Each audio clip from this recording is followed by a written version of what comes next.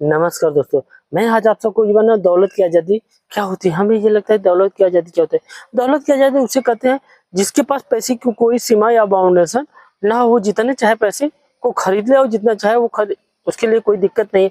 एक गरीब व्यक्ति के अंदर इस चीज़ की होगी। अगर जैसे मान लीजिए मेरे पिताजी की कमाई महीने का 10,000 है, तो मैं 10,000 अगर एक दिन में खर्च करूं तो मेरे परिवार के लिए इफेक्ट पड़ेगा, प्रभाव पड़ेगा कि नहीं पड़ेगा? क्यों नहीं पड़ेगा? क्योंकि आपकी जो पूरी इनकम है वो 10,000 रुपए है और 10,000 रुपए आप खर्च कर दिए, तो ये आपके लिए टेंशन का विषय बन गया, क्योंकि आपके परिवार का महीने का खर्च कैसे चलेगा। तो आपके लिए एक बाउंडेशन है कि आप 10,000 रुपए कमा रहे हैं, आपके परिवार का जो खर्च है वो 10,000 रुपए में, और आपका और आपके परिवार का खर्च इसी में आपको निपटाना है। और कुछ पैसे एक सीमित गोला है उसको रखना है, क्योंकि आने वाले भविष्य के लिए मुझे पैसा खर्च करना है। तो ऐसा इसलिए हो पाता है क्योंकि हमारी जो कमाई है वो एक सीमित दायरे है कि मेरे पापा 10,000 रुपये कमाते, तो मेरे परिवार का इनकम 10,000 है, तो मैं 10,000 रुपये खर्चे 8,000 रुपये करने में सक्षम नहीं हो। तो हमारे लिए एक बाउंडेशन होता है।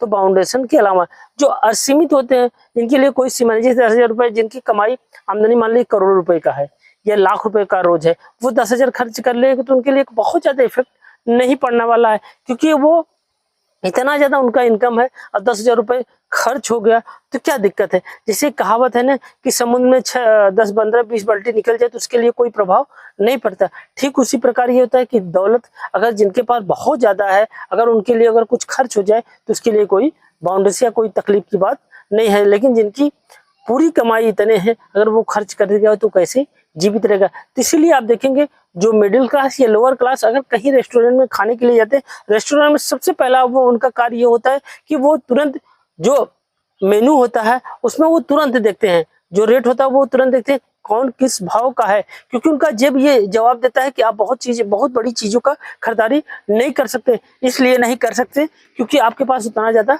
पैसे नहीं है। तो आपको क्या करना है कि हम देखते हैं कि कम रेट का जो चीज है उसी पे सीमित रहे और अपनी आवश्यकता को एक दायरे में समेट ले। तो ऐसा इसलिए कर पाते हैं क्योंकि हमारी जो कमाई है वो सीमित दायरे है।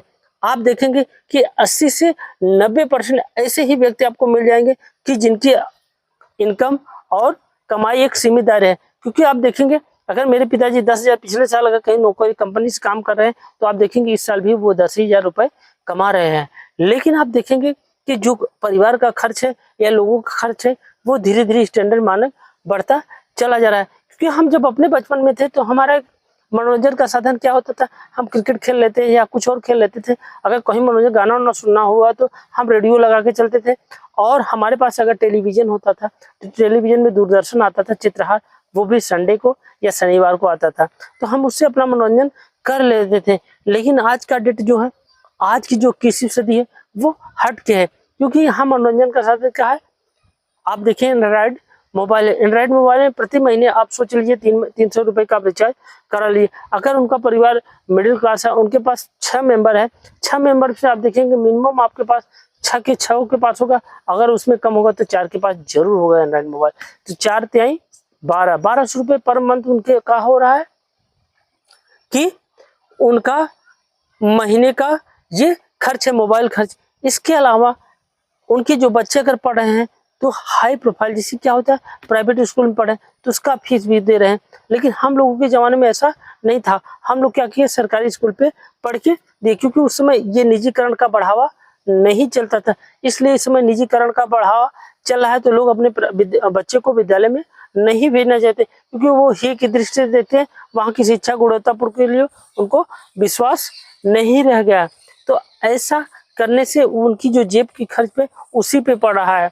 तो और उनको ये तमाम टेंशन चल रही है कि हमारा अगर इनकम नहीं बढ़ रहा है तो हम अपने बच्चों को कैसे संभालेंगे। उनको ये लग रहा है कि हम जो आवश्यकता है उनको कैसे पूरा करें। अगर उनकी आवश्यकता को पूरा करने का सबसे अच्छा और सबसे बढ़िया तरीका होता है कि नेटवर्क मार्केट में वो अपने कार्य को जारी करें। नेटवर्क मार्केट एक कोई सीमा या कोई बाउंडेशन नहीं होता, आप इसमें चाहे जितना पैसा आप कमा सकते हैं। इसमें ये बाउंडेशन है कि आप महीने का 10,000 कमा सकते हैं या महीने का करोड़ रुपए आप कमा सकते हैं। इसी कोई सीमा या कोई बाउंडेशन नहीं है, आपके टैलेंट के ऊपर है। आप नेटवर्क मार्केट कितना बढ़िया करते हैं, आप किसी चीज को कितना बढ़िया समझा पाते हैं, किसी वस्तु को कितना बढ़िया बेच सकते हैं, ऑनलाइन ऑफलाइन, वो आपके ऊपर व्यवस्था है कि आपको कितना बढ़िया कम्युनिकेशन है, आप इसमें पैसा बहुत ज़्यादा कमा सकते हैं।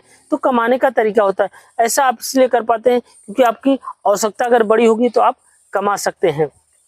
तो आप लाखों करोड़ रुपए जैसे वो खर्च करें वैसे आप खर्च कर पाएंगे। तो मेरा कहने का तात्पर्य है कि पैसा कमाने का जरिया अगर आपके पास बढ़िया है और बढ़िया कर सकते हैं, तो आप जो दौलत की सीमा है, तो वो दौलत की सीमा आपके लिए कोई बाउंडेशन नहीं रहेगी। आप चाहे जितना पैसा खर्च कर सकते, जब पैसा हम बहुत कमा रहे तो आराम से हम खर्चा कर सकते हैं। तो आप करने का तरीकों को ढूंढिए, क्योंकि हम अगर एक सीमित दायरे में कमाएंगे तो हमारा जीवन वैसे व्यर्थ हो जाएगा। तो मेरा वीडियो बनाने का लक्ष्य था। अगर ये वीडियो आपको अच्छा लगे तो ज़्यादा से ज़्यादा शेयर कीजिए, लाइक कीजिए, सब्सक्राइब कीजिए। धन्यवाद, थैंक यू, जय हिंद, जय भारत।